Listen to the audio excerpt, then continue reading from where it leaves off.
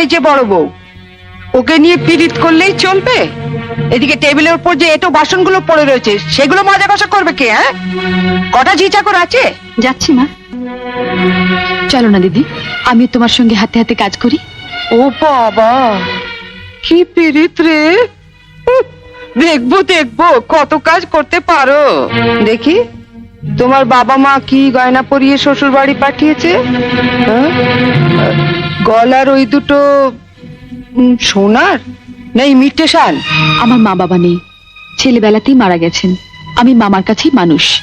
ও, মা বাবাকে খেয়ে বসে আছো? ধন্যি মেয়ে। এখানে এসে আবার তো নতুন করে মা পেলাম। ও বাবা, কি কাব্য মারা কথা রে বাবা! শিখে নাও মেজো বউ, শিখে নাও। আমার বাবা ওসব ন্যাকামি আসে না। নাও, খোলো দেখি হাতটা। দেখি দেখি দেখি দেখি, ছোট বউয়ের মুখখানা দেখি। তোকে আবার কি খবর দিল? বা, রন্টুর বউ ভাতে যাবো বলে তৈরি হচ্ছে, হঠাৎ তনু গিয়ে বলল, তা মা, তোমার ছোট বউয়ের মুখখানা তো বেশ। এই, দেখ তো ওর গলার হারটা সোনার না ইমিটেশন? আমার তো মনে হয় ইমিটেশন। মা দেখেছেন আমার বিয়ের হারটা এখনো কেমন চকচক করছে? এটা তো মনে হচ্ছে না, কেমন যেন মেয়ের মেরে। এটা আমার মায়ের গয়না, মা মারা যাবার সময় মামার হাতে দিয়ে গিয়েছিলেন। এই সুটকেসে আরো আছে। দেখি দেখি দেখি, সরো সরো সরো না, বাপের বাড়ি থেকে কি আনলে দেখি।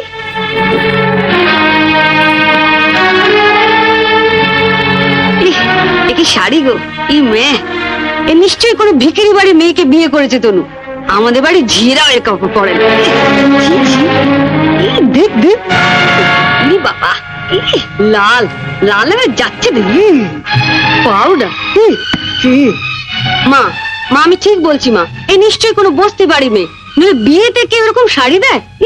দেখ দেখ, বাহ, এই শাড়িটা কিন্তু বেশ, তাই না মেজে বৌদি? মোটামুটি। মা, আমাদের এখন আমাগুলো মানিয়েছে। খুব সুন্দর মানিয়েছে, ভালো, খুব সুন্দর। আমি শাড়িটা নিয়ে যাচ্ছি, রন্টুর বউ ভাতে পরে যাব। শোনো, রাত্রিবেলায় ভালো করে আমি এসে সুটকেসটা ঘেটে দেখবো, কিছু যেন শরীর রেখো না। মা, নজর রেখো। শাড়িটা রেখে যাও। রেখে যাবে মানে? শুনলে না, ও এটা পরে ওর বন্ধুর বউ ভাতে যাবে। বউ ভাতে যাবে? নিজের শাড়ি পরে যাক। বড়লোক বাড়ি বউ ভিখিরি মেয়ের শাড়ি ধরে টানাটানি করছে কেন? ও মা, মেয়ের কি চোপা গো! আসতে না আসতে। আমি বলছি শাড়িটা ছাড়ো। না, আপনার মেয়ে না বলছিল আমার মামা যেসব শাড়ি দিয়েছে তা নাকি ওদের বাড়ি ঝিও পড়ে না? তামা, আপনি আপনার মেয়ের বিয়েতে এমন একটা শাড়িও দিতে পারেননি যেটা পরে রন্টুর বউ ভাতে যেতে পারে? আপনি তো দেখছি মা আমার মামার চেয়ে বেশি বিক্রি।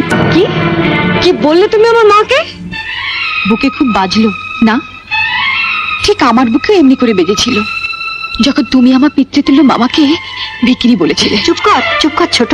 না, তুমি তো যত নষ্টের গোড়া। ও আসার সঙ্গে সঙ্গে 7 তাড়াতাড়ি কেন নিজের ঘরে নিয়ে এলে এবার বুঝতে পারছি। এর মধ্যে ওর কানে বিষ ঢেলে দিলে। দিদি কোথায় বিষ পাবে যে ঢালবে?